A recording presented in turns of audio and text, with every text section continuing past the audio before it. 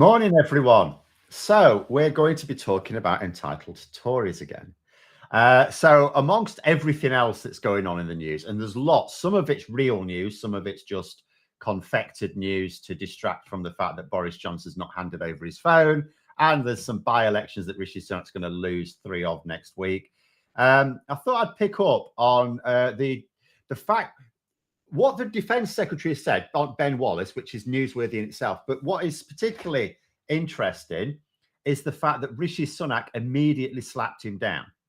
So just to go over, for those who maybe don't know, Ben Wallace, our Defence Secretary. Now, as a member of the cabinet, as a person who was a member of even Boris Johnson's cabinet, he's actually regarded as basically competent. No one's really got a major problem with what Ben Wallace has been doing as Defence Secretary on either wing of politics, really. He's tickled along, he's done his job, he's been fine, and it's not like he's had nothing to do. Obviously, we had the pull out from Afghanistan, which was a massive disaster, but from his department's point of view was well managed. It was more the Foreign Office with Dominic Raab that completely dropped the ball. It was he's done well enough as well in terms of supporting Ukraine. So yeah, he's been fine, quiet but fine. But then yesterday he said that Ukraine says we're not Amazon, Ukraine should be more grateful for what we're providing. Now, first of all, so the best response I actually had to this was that no, it's not Amazon, because if we were Amazon, we'd have said, do you want some F-16s with that? Thought that was one of the best takes. But it was such an insensitive to say, because apart from anything else, like the main quotes that always comes out of this invasion of Ukraine is just to highlight exactly what Ukraine are up against. It's not like, oh, we've given you some help, you should be thankful. First of all, Rishi Sunak said they are actually very grateful. And you know what? They are. Too much, in my view. Too much. Because if you recall, the Ukrainian government even basically created a small monument to Boris Johnson in Kiev. He's got like a flagstone or something. They've created like effectively a monument to Boris Johnson. Anyway, so Ben Wallace has suggested that they should be more grateful. And it's like, hang on a minute, mate. As they keep saying, if Russia stops fighting, the war ends. That's it. The war is over, finished. Whereas if Ukraine stopped fighting, that is the end of Ukraine. That's them finished. So in actual fact, it's not there's no point at which Zelensky can say, oh, thank you very much for everything you've given. That's fine. We'll take it from here. It's like, no, his country, while Russian troops are in his country is facing an existential threat. There is no point until Ukraine have secured their borders. There is no point at which Ukraine is safe. I mean, as it is. And the thing is as well, other people have said we should be grateful. Like we as the West should be very grateful. If you look at what is actually happening, Europe and North America are getting a fantastic deal out of this. All those Ukrainian lives being lost is representing Russia, which is the main threat to Europe and has been. Putin's Russia is the threat to European security. And yet Russia is breaking itself on Ukraine. But there we go. Why stop at a monument at Bojo? They can gladly have the real thing now. Well, yes. Do you know what? I've even seen, is it beer or lemonade or something that has like images of him? Boris Johnson's actually really rather popular in Ukraine. I'm a bit worried about it. I remember after Kosovo, loads of people named their children Tony, their sons Tony, after Tony Blair. And I'm thinking, oh God, we're going to end up with an entire generation of Ukrainians called Boris, aren't we? Or Alex. I don't know which one will they go. They'll go for Boris, won't they? Because they'll fall for his stage name. Don't they know the Tories helped instigate the war? Well, this is why it always grates with me Whenever Zelensky was, I can understand him being like friendly with Boris Johnson. Of course, he was going to be, that's diplomacy. But, when they unveiled that little plaque or whatever it was to him, I thought, oh, mate, do you not actually realize he's not on your side? He's not on your side. But anyway, it's at the end of the day, it's diplomacy. I'll just let it wash over me. But what was remarkable about it was Rishi Sunak slapping him down. Now, I want to consider something. Rishi Sunak is incredibly weak. He is too weak to have dealt with those rebel MPs. So, those seven, the malignant seven, as I'm calling them now, who maligned the Privileges Committee, he could have sorted them out immediately. He didn't have that mess on Monday, that debate where the Tories were again tearing each other to pieces. Didn't have to happen. All Rishi Sunak had to do was to say, as soon as he became leader, any Conservative MP who maligns the committee or seeks to influence it will lose the whip. I will take it very seriously. He's just given a speech on integrity. I'll say, I mean it. Don't. And none of the people that were up for maligning the committee were the sorts he would miss if they tested him anyway. So he could have threatened to remove the whip. Someone would have done something stupid anyway, like Nadine Dorries. He would have removed the whip and the rest of them would have fallen into line. And he could have avoided the whole thing, but he's too weak. He was too weak to even turn up to the debate on the Privileges Committee report into Boris Johnson. He was too weak to turn up to the debate on the Privileges Committee special report into the Malignant Seven. He is simply too weak to do anything.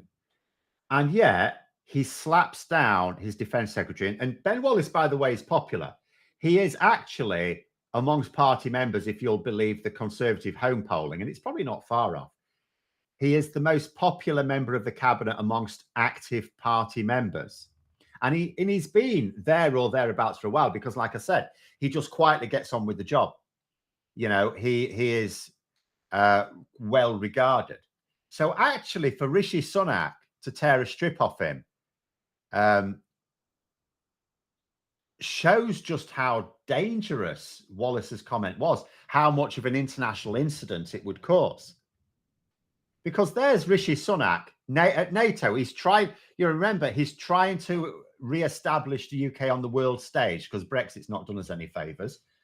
And he's there trying to sort of, be the influential prime minister and pull people together. And then his defense secretary comes out with something like that. And he must be just looking around, all these other world leaders looking at him. He's just going, shit.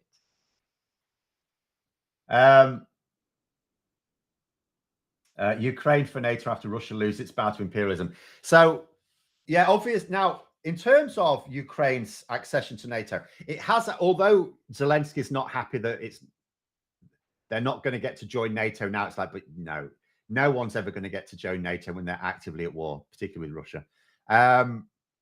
But it has actually moved on. So, and I think at the start of the week, so to give Rishi Sunak his plaudits here, Biden was not really wanting to sort of fast track Ukraine at all. Whereas now the considered opinion from NATO is that it's basically advanced. They are effectively, as soon as they can control their borders, should be fast tracked. Now, that being said, I will just caution because we know that Turkey are going to cause problems. Like, for example, Turkey has only agreed to allow Sweden into NATO because Turkey's basically on Russia's side here. Erdogan, at the very least, shall we say. They've only agreed to let Sweden in return for America letting them buy some F-16s of their own. So it's tricky. There's still Norway and Finland to deal with. And then, of course, yes. So there may be some political maneuvering required, some placating of Turkey at least, when it comes time for Ukraine to join. But I mean, that's all still potentially a long way away. But absolutely. I mean, at the end of the day, you could well imagine a situation. The joke keeps going around that Vladimir Putin is basically NATO salesman of the year. He was last year and he is again this year. Because by the time this is done, in 10 years' time, say, we might find that Russia's entire western border is with NATO members, whereas hardly any of it was before last year. Now we're looking at a future where almost certainly Russia's entire western border is with a NATO country. Sunak's a paper tiger. Well, it very much. I mean, it is, and that's what struck me about the Wallace story. This man who won't say boo to a goose, and yet has actually slapped down his most popular. When Rishi Sunak himself is not popular, it would be a different thing if Rishi Sunak was popular and looking like a strong leader to his party, and was slapping down someone who happens to be popular but not as popular as him. No. Rishi Sunak is deeply unpopular with the party and yet has slapped down the very popular defense secretary. And it was because it was such an incredibly stupid thing to say. He had no choice. Had absolutely no choice. Why can't Ukraine, Poland, Sweden, and Finland create their own power block and be that natural zone? You mean neutral zone when needed? Yeah, I think the idea of neutrality has lost its luster. People sort of thought after the Cold War that would be it, that, yeah, we may not get on with Russia, but we'll sort of, at least we don't have these hostilities or threats of invasions and things. And it's like, no, mate, Russia doesn't work like that. So there we go. Not Norway. Did I say Norway?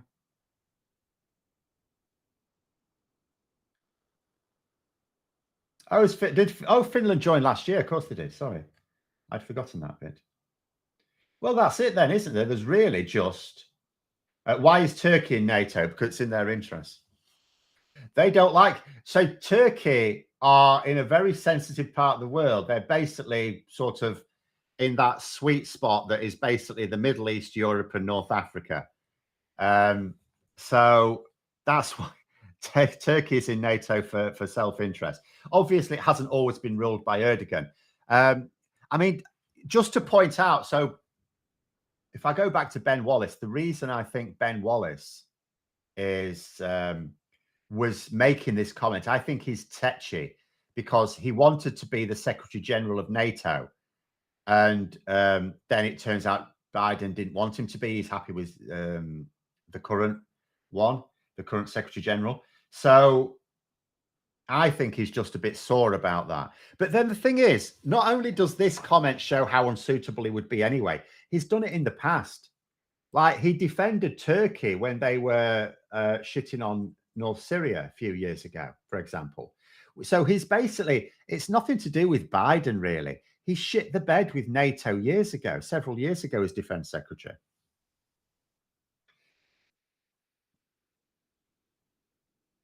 You're only neutral if other countries recognize neutrality. Well, I sort of have the view, I sort of understand why certain countries like Ireland and Switzerland have been neutral. I get it. But at the same time, it's like in politics, there is no such thing as neutrality, really. Sometimes it can serve a purpose, but usually there's no such thing. Neutrality is on the side of whoever wins, really. There we go. Johnny Copperhead, thank you very much. £5 super chat. I'm constantly amazed that Erdogan holds on to power given the mess he's making. But, you know, I don't follow Turkish politics particularly. But if people don't really think that the if people, like there was obviously presidential elections recently in Turkey, or there were elections in Turkey recently. And if they don't think that the alternative they were being presented with is all that much better, then he will, won't he? You can only, again, doesn't matter how bad someone is. You're, you know, if the person opposing them isn't considered to be better, you'll carry on winning. You know, for example, like technically Putin's up for re-election very soon, but he has a cunning trick. Anyone who might actually unite the country against him, he just throws in prison so they can't stand against him. That's a good trick, isn't it? Boris Johnson wishes he could do that, or could have done it. It's too late now. Ireland's proud of its neutrality. Yeah. It's not neutral anymore, though, is it? Even Ireland has decided, actually, because at the end of the again, it's one of these things. If you are the problem with neutrality is when you have, and you don't have them very often, but when you have this major threats to your entire continent, you're also basically standing by and going, yeah, we're not going to help. That's the problem with it. So, neutrality can be seen as not taking sides, but at the same time, that there are such things as basically good versus evil, or at least evil versus innocent, shall we say?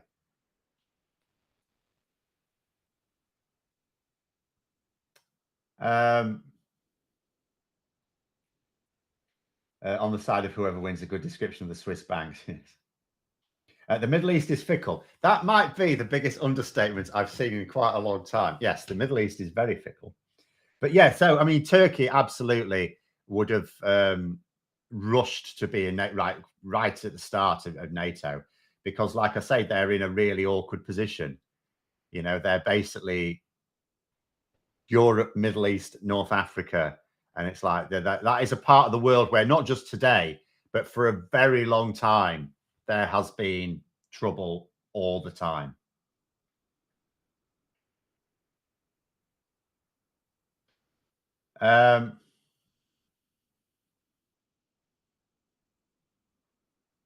There's videos of the last Russian election when a hand appears from behind a curtain and stuffs the ballot.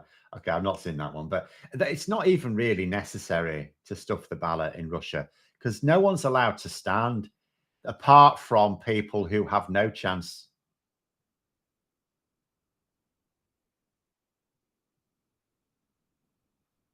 Ray Harvey, £5 super chat. Thank you very much. Going to Phil, Ukraine should get all the support they need. They should, because it is, as I say, it's not even just a moral. I mean, the moral imperative is strong enough, but it's also, from a cold-hearted point of view, in Europe's interest that Russia just break itself to pieces, because because we can't.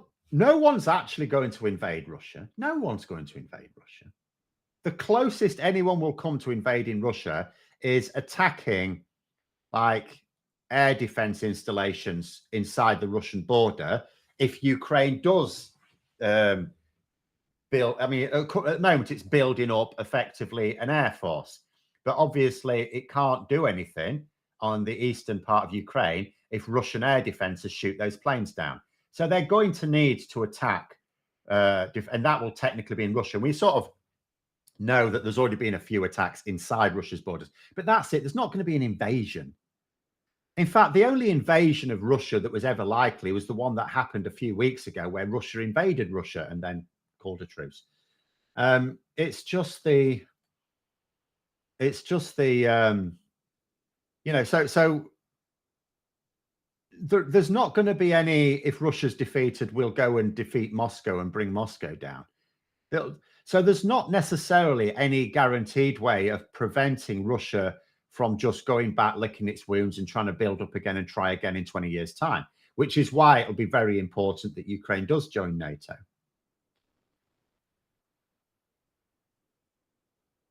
Exceptionalism. How come a basically competent local politician feels entitled enough that he deserves to become head of a major international organization? Because at the end of the day, so although Ben Wallace is quite quiet, he doesn't seem to get involved in the culture wars or anything like that, and he just quietly gets on with his job, he's still a Tory. He's still entitled. He talks about himself having been a soldier for all this time, but he was a soldier, but it didn't. He left the army at the point at which he might have been sent on active duty, basically, like somewhere dangerous. So, and he immediately entered politics. So it's, there we go. Jup James saying, no, it's not, Phil. We can't allow Russia to break up. Where would their nukes end up in this case? Well, that is a worry. I don't think I suggested that we should let Russia break up. What I was suggesting is what would be nice if we could have Russia decide to elect governments that would be where there would be certain constitutional rights that wouldn't allow the current government to lock up their political opponents just because they're political opponents. But no, absolutely, we don't want the. In fact, the breakup of the Russian state is actually a very serious threat now, because, as you say, where would the nukes, assuming they work, but we have to assume they'll work, where would they end up? Not in the hands of people who would be any better than Putin. They could be rather worse. That was the fear when Pringles, Prigozhin of Wagner, decided to march on Moscow. That was the worry, that he's actually worse than Putin. Napoleon got to Moscow and gave up. Yeah, it was a bit. I'm told that I'm not a historian, but I think the only country that ever successfully took Moscow was Poland, and that lasted for a few years as well. It seems Wallace was a Tory lunatic all along. He is. It's just, I mean, he's done this before. He has said stupid things in the past as well. He is just, at the end of the day, he is just a Tory. He's very like the rest of them. He just can't be arsed with all the culture war rubbish. So he's a bit quieter than the rest of them. He gets his head down, he does his job, but at the end of the day, he's still, self-interest is still his guiding star, really.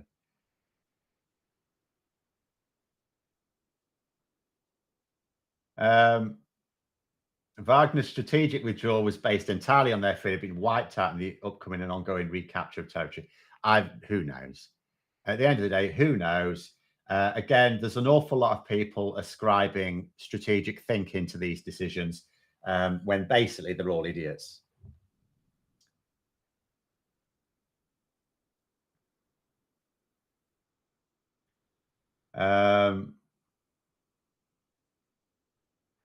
Wallace was a chocolate box soldier of the Scots Guards. Criticizing the Scots Guards. But he was just a junior officer in Northern Ireland, really. That was what he did. He spent his time in the pub.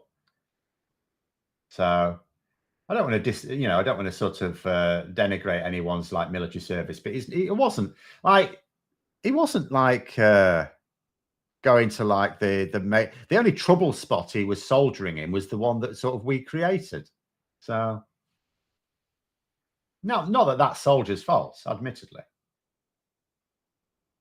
But he is just like any other Tory. He's a self-publicist. I was saying to Graham before the show came on, he often embellishes his role in the Good Friday Agreement.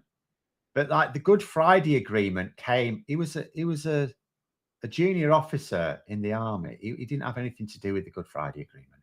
And he left the army soon after anyway. Like the Good Friday Agreement came online. That was pretty much the point at which he left the army. The following year, he was in the Scottish Parliament.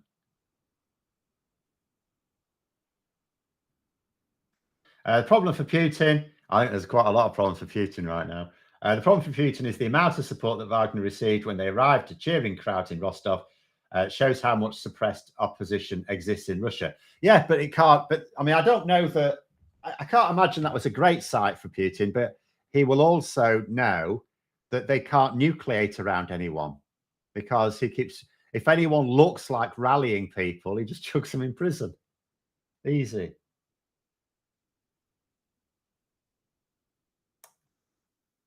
There's nothing cushy about life in the Women's Auxiliary Balloon Corps. I spy a Blackadder quote there. But there we go. Problem with the Soviet nukes was an issue with them ending up in Kazakhstan. Ironically, Ukraine and other former republics, the West and NATO helped with the cost of transferring them to Russia. Yes, yeah. But at the same time, it was still right to do that. It's bad enough that we have nuclear nations as it is. What the last thing anyone wants to do, whether they are a nuclear or non-nuclear nation, is to rapidly expand the number of nuclear nations. It's particularly bad when you've got nuclear nations who hate each other's guts. So, like, arguably, like having India and Pakistan have nuclear weapons is not really great news.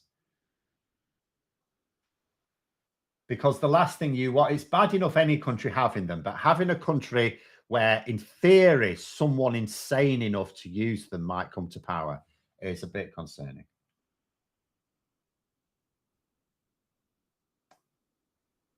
What's this? Security guarantees from both the West and Russia. Yeah. Well, I mean, security guarantees from Russia, we know, especially under the current government. Who knows in the future? It'd be lovely to think that at some point in the future we could all just get on. And, maybe. But in the here and now, in the foreseeable future, and I certainly think for the rest of my lifetime, a security guarantee from Russia is not really worth anything at all. But there we go.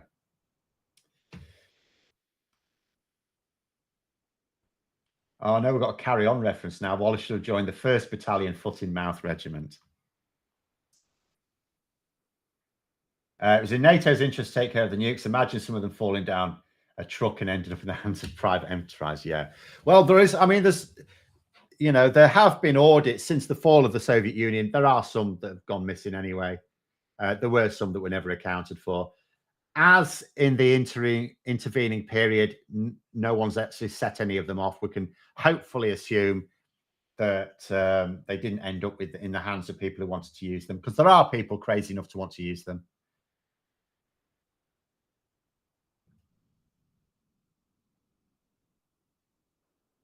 Oh, particularly as Kashmir, there are large lithium deposits. Oh dear, are there? I didn't know that. Now, further reason for India and Pakistan to compete. Yeah.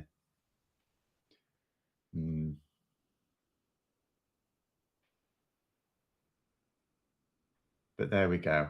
It was, but yeah, I just found it absolutely remarkable. Just what an incredibly crass and stupid thing for a defense secretary to say at a NATO meeting. It's a NATO meeting, and so clearly inflammatory that Rishi Sunak had no choice but to say, "Ben, shut up, will you?"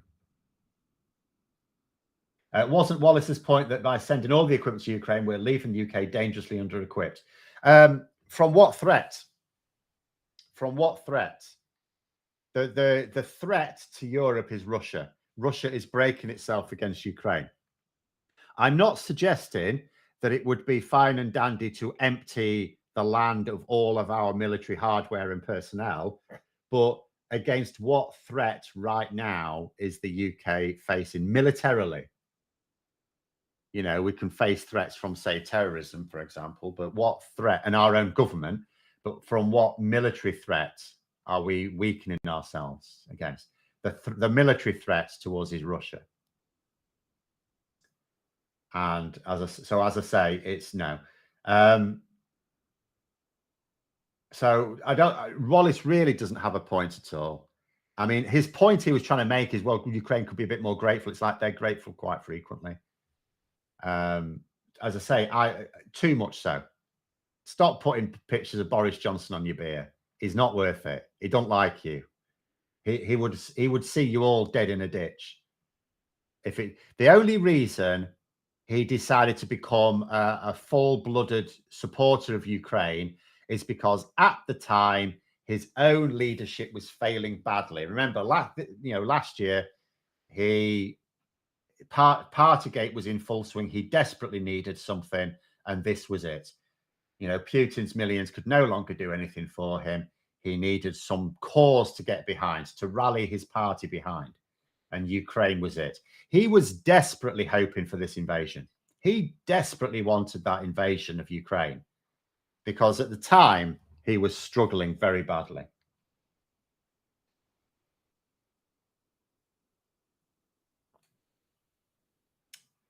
The Isle of Man will just stroll on. Is that what I want, Phil? I don't think the Isle of Man will, in all honesty.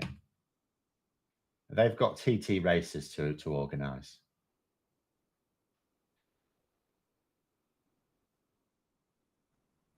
And yeah, Graham's just sort of explaining this Labour social chat that if people were trying to type in Hugh Edwards or something, it had the words had been blocked on the channel in case people tried to say it on Tuesday.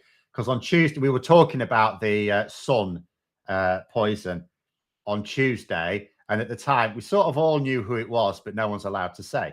Yeah, it's.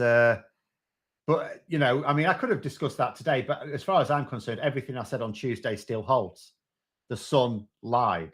the police have said there's nothing going on here. If anyone's got an issue with the moral side of what Hugh Edwards may or may not have done, I would point out two things. First of all, we still don't know what he has or hasn't done because we've only got the Sun's reporting on it. No one else seems to have done any real investigation. And secondly, if it's not illegal, then matters of morality are just those. It's slightly different if he was in a position of power over someone. That's different. If you're in a position of power over someone. So if he was like harassing production crew or something, there's no evidence of that. Or if he was a public figure, if he's a politician, because they're like, we don't really care what a newsreader gets up to in their spare time, as long as it's legal. They're reading the news. Does their hobbies or interests impede their ability to read the news? No. So leave them to it. Whereas with a politician, it's a different matter. There is such a thing still as even a personal life of politicians, but you know, they are public figures. So, and they're supposed to be, they're the ones who decide the rules. They're the ones who decide the laws. So we also get to sort of judge them on other things as well. But that's what I would say on that. There's nothing really new come out, really. It's all the same. The Sun have lied again. The Sun have deliberately, and look at what the Sun are doing as well. Look at who they're attacking. They're attacking a homosexual at the end of the day, or maybe a bisexual. Doesn't really matter. They're attacking someone who doesn't fit their sort of ideal, and they're doing it to cover up for one of their own. This absolute mess in the press is to cover up for Boris Johnson's lack of compliance with the COVID inquiry. It is also possibly useful to distract the public who will be voting in by-elections next week from the real issues. Wait a minute, the Sun line, who can you trust? Yeah, not the Sun. Quite a lot of the mainstream media itself should be treated with deep suspicion, but the Sun is the very worst of them. I often, you know, attack the likes of the Daily Mail and the Daily Telegraph and the Daily Express, for example. And but the main reason is because a lot of the time I don't even like talking about the Sun. I don't like. I will read articles in the Daily Mail, the Express, and the Telegraph in order to know what, you know, the other side of thinking, so to speak. The Sun, you draw a line at the Sun because they are. People use the word evil a lot, too much. I think it's a very strong word to use, but the Sun are actually evil. Just the concept of them. They exist to destroy human lives in the most hypocritical way possible as well. They are, you know, I keep saying the main problem with our British media is it doesn't do its job of speaking truth to power, but the Sun does the exact opposite. It brings power against the truth, and that's what it exists for. But anyway, as Graham's just saying there, the James O'Brien listen along starts soon. So details below are for the Labour Social Discord via Patreon, I think. Don't forget to click the like button and to subscribe to the channel. Have a very good day, everyone. And until next time, I'll see you later.